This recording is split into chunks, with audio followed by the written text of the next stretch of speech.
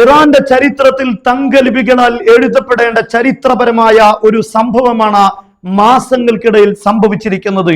America ഞങ്ങളുടെ മുന്നിൽ പരാജയപ്പെട്ടിരിക്കുന്നു, ചരിത്ര വിജയം ഞങ്ങൾ നേടിയിരിക്കുന്നു എന്നാണ് ഇപ്പോൾ ഇറാൻ പരസ്യമായി പ്രഖ്യാപിച്ചിരിക്കുന്നത്. ഈ പ്രഖ്യാപനത്തിന്റെ സമയം ഏറ്റവും പ്രധാനപ്പെട്ട ഒരു സമയമാണ്. കാരണം അമേരിക്കയും ഇറാനും തമ്മിലുള്ള യുദ്ധം വെടിനിർത്തലിന്റെ അന്തിമ ഘട്ടത്തിലേക്ക് നീങ്ങുകയാണ്. അതിന്റെ വെടിനിർത്തൽ കരാർ എന്താണ്, അതിന്റെ ഉള്ളടക്കം എന്താണ് എന്നാണ് ലോകം ഇപ്പോൾ ചർച്ച ചെയ്തുകൊണ്ടിരിക്കുന്നത്. ഇറാന്റെ വിദേശകാര്യമന്ത്രി അബ്ബാസ് അറാഖ്ചി ഇപ്പോൾ പറയുന്നത്, ഈ വെടിനിർത്തൽ ഞങ്ങൾ തന്നെ പരസ്യമായി അതിലുള്ള എന്തൊക്കെയാണ് അതിന്റെ ഉള്ളിലുള്ള ധാരണകൾ എന്ന് പരസ്യപ്പെടുത്തും. അതിനു മുമ്പ് പത്രങ്ങൾ വ്യാജ പ്രചരണങ്ങൾ നടത്തരുത് എന്നാണ്. ആ കൂട്ടത്തിൽ അദ്ദേഹം പറയുന്നു, ഹോർമുസ് കടലിടുക്ക് വിട്ടുകൊടുത്തിട്ടുള്ള ഒരു പരിപാടിയുമില്ല, അങ്ങനെയുള്ള ഒരു കരാറുമില്ല. ഹോർമുസ് കടലിടുക്ക് ഞങ്ങളും ഒമാനും അത് നിർണയിക്കും. അവിടെ എന്ത് തീരുമാനങ്ങളാണോ എടുക്കേണ്ടത് അത് ഞങ്ങളുടെ അധികാര പരിധിയിൽ തന്നെ ആയിരിക്കും. അത് വിട്ടുവീഴ്ച നൽകുന്ന ഒരു കാര്യമല്ല. രണ്ടാമത്തേത്, ഫ്രീസ് ചെയ്തിരിക്കുന്ന പണം ബില്യൺ കണക്കിന് ഡോളർ ഞങ്ങൾക്ക് തിരിച്ചു നൽകേണ്ടതുണ്ട്. മൂന്നാമത്തെ കാര്യം, ഇറാനെതിരെയുള്ള ഉപരോധങ്ങൾ ഒഴിവാക്കുക. ഈ കാര്യങ്ങൾ ചെയ്തതിന് ശേഷമായിരിക്കും രണ്ടാമത്തെ ഘട്ടം ഉണ്ടാവുക. രണ്ടാമത്തെ ഘട്ടത്തിൽ മാത്രമാണ് ഇറാനുമായിട്ടുള്ള ആണവ ചർച്ചകളിലേക്ക് കടന്നു വരിക.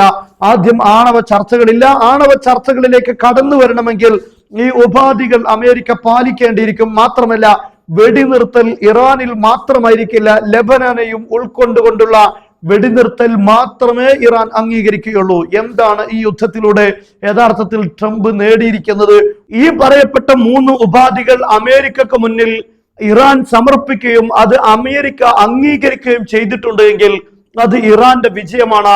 അമേരിക്കയുടെ ചരിത്രത്തിലെ ഏറ്റവും വലിയ തോൽവിയായിട്ടും അതിനെ വിശദീകരിക്കേണ്ടി വരും. മാത്രമല്ല, ഇപ്പോൾ മുജ്തബ ഖാംനയെ കുറിച്ച് ഇറാൻ പത്രങ്ങൾ റിപ്പോർട്ട് ചെയ്യുന്നത്, $10 ബില്യൺ തിരിച്ചു നൽകാതെ ഈ ഒരു കരാറിൽ പോലും ഒപ്പിടാൻ തയ്യാറല്ല എന്നാണ്. ഇവിടെയാണ് യഥാർത്ഥത്തിൽ അമേരിക്ക പരാജയപ്പെടുന്നത്. ഹോർമുസ് കടലിടുക്കിൽ ഇറാന്റെ പ്രതിരോധങ്ങളെ മറികടക്കാൻ ഒരു നിലയിലും അമേരിക്കക്ക് സാധിച്ചിട്ടില്ല.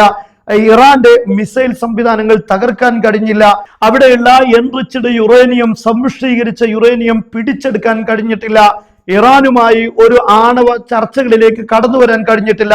എന്ന് പറഞ്ഞാൽ അമേരിക്ക ഇതുവരെ നടത്തിയ എല്ലാ ആക്രമണങ്ങളും 0 ആണ്. ഇനി മാത്രമല്ല, ഇറാനെ ഏതെങ്കിലും രീതിയിൽ സൈനിക നടപടിയിൽ പരാജയപ്പെടുത്താൻ സാധിച്ചിരുന്നുവെങ്കിൽ അത് അമേരിക്കക്ക് അവരുടെ ചരിത്രപരമായ ലോകത്തുള്ള സ്ഥാനം തകരാതെ സൂക്ഷിക്കാമായിരുന്നു. ലോകത്ത് അമേരിക്കയുടെ സ്ഥാനം ഇടിഞ്ഞു പോയിരിക്കുന്നു.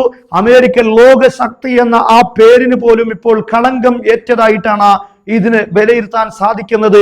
അമേരിക്കയുടെ പ്രതിരോധ സംവിധാനങ്ങളെയും അവരുടെ ഏറ്റവും പ്രധാനപ്പെട്ട റഡാറുകളെയും ഇറാൻ തരിപ്പണമാക്കുന്നതോടുകൂടെ മറ്റൊരു വഴിയില്ലാതെ കരാറിലേക്ക് അമേരിക്ക ഇപ്പോൾ ഭയപ്പെടേണ്ട സാഹചര്യം ഉണ്ടാകുന്നു. നെതന്യാഹുവിനെ വിളിച്ചു പറയുന്നു, ഈ ഘട്ടം യുദ്ധം അവസാനിപ്പിക്കേണ്ട സമയമാണ്. കാരണം ഇനിയും ഇറാനുമായി യുദ്ധത്തിലേക്ക് തന്നെ കടന്നുപോയാൽ ഇസ്രയേലിന്റെ ഭാവി ഉണ്ടാവുകയില്ല എന്ന സൂചനയാണ് നെതന്യാഹുവിന് നൽകിയിരിക്കുന്നത്. ഒരു ഭാഗത്ത് ഇസ്രയേലിനുള്ളിൽ ഇസ്രയേലിലുള്ള ഫറോവയെ പിടിച്ചു കെട്ടാനുള്ള തീരുമാനം നടക്കുന്നു എന്ന വിവരം വരുന്നു. മിഡിൽ ഈസ്റ്റിൽ ആകമാനം ഇത്രയും വലിയ ദുരവസ്ഥ വിതച്ച ഇസ്രയേലിന്റെ ഗ്രേറ്റർ ഇസ്രയേൽ എന്ന പദ്ധതിയാണ് ഇവിടെ പൊളിഞ്ഞു പോയിരിക്കുന്നത്. അബ്രഹാം കരാർ എന്ന പേരിൽ അറബ് രാഷ്ട്രങ്ങളെയെല്ലാം കൈപ്പിടികളിൽ ഒതുക്കാൻ വേണ്ടി ശ്രമിച്ചിരുന്ന ഇസ്രയേലിന്റെ അവസാന നീക്കങ്ങളും ഇറാൻ പരാജയപ്പെടുത്തിയതോടുകൂടെ നിന്യമായി ഇറാന് മുന്നിൽ ഈ കരാറിൽ ഒപ്പിടേണ്ട ഒരു ദുർഗതിയാണ് അമേരിക്കക്കും ഇസ്രയേലിനും കൈവരിച്ചിരിക്കുന്നത് എന്നതാണ് ലോകം ഇപ്പോൾ വിലയിരുത്തുന്നത്. ഇതിന് പരാജയമെന്നല്ല, ചരിത്ര പരാജയം എന്ന് പറയേണ്ട അവസ്ഥയിലേക്ക് കാര്യങ്ങൾ എത്തിയിരിക്കുന്നു. ഇറാൻ ഇപ്പോൾ പറയുന്നു, ഈ കരാറിന്റെ ഉള്ളടക്കം എന്തൊക്കെയാണ് എന്ന് ഞങ്ങൾ പ്രഖ്യാപിക്കാൻ പോകുന്നു. തുരുതുരാ ഭീഷണികൾ മുഴക്കിയിരുന്ന ഡൊണാൾഡ് ട്രംപിന്റെ ഭീഷണികൾ ഇപ്പോൾ ഇല്ലാതായിരിക്കുന്നു. നോക്കൂ നിങ്ങൾ, അവസാനം ഇറാൻ പ്രതികരിച്ച ഘട്ടത്തിൽ ട്രംപ് പറഞ്ഞിരുന്നത്, ഈ രാത്രി ഇറാനെ നരകമാക്കും, ഇറാന്റെ സാമ്പത്തിക സോഴ്സുകളും അതുപോലെ തന്നെ ഇൻഫ്രാസ്ട്രക്ചറുകളും എല്ലാം അടിച്ചു തകർക്കും, ഈ രാത്രി ഇറാന് നരക തുല്യമായിരിക്കുമെന്ന് പ്രഖ്യാപിച്ച ആ രാത്രിയിലാണ് ഇനി ഇറാനുമായി അങ്ങനെ ഒരു തിരിച്ചടിക്ക് ഇല്ല എന്ന് ട്രംപ് പ്രഖ്യാപിക്കുന്നത്. നോക്കൂ നിങ്ങൾ, അമേരിക്കയുടെയും ഇസ്രയേലിന്റെയും 18 പ്രധാനപ്പെട്ട കേന്ദ്രങ്ങളെ ആക്രമിച്ച ഇറാന് ഒരു മിസൈൽ കൊണ്ട് പോലും പ്രകോപിപ്പിക്കാൻ പിന്നീട് ട്രംപ് തയ്യാറായില്ല. കാരണം ഒരു മിസൈലിന് പകരം ഇറാൻ 10 മിസൈലുകൾ ഉപയോഗിച്ച് അമേരിക്കയെ ആക്രമിക്കുമെന്ന് ഈ അമേരിക്കൻ പ്രസിഡന്റ് ഡൊണാൾഡ് ട്രംപിന് അറിയാം. അതുകൊണ്ട് തന്നെ ഒരു ചെറിയ തീപ്പൊരി പോലും ഉപയോഗിച്ചുകൊണ്ട് ഇറാനെ ഭീഷണിപ്പെടുത്താനോ ഇറാന് തിരിച്ചടിയിലേക്ക് എത്തിക്കാതിരിക്കാനുള്ള ശ്രമമാണ് ട്രംപ് നടത്തിയത്. ഇതിനാണ് ലോകത്തിലെ ഏറ്റവും നിന്ദ്യമായ പരാജയം എന്ന് വിശദീകരിക്കാൻ സാധിക്കുക.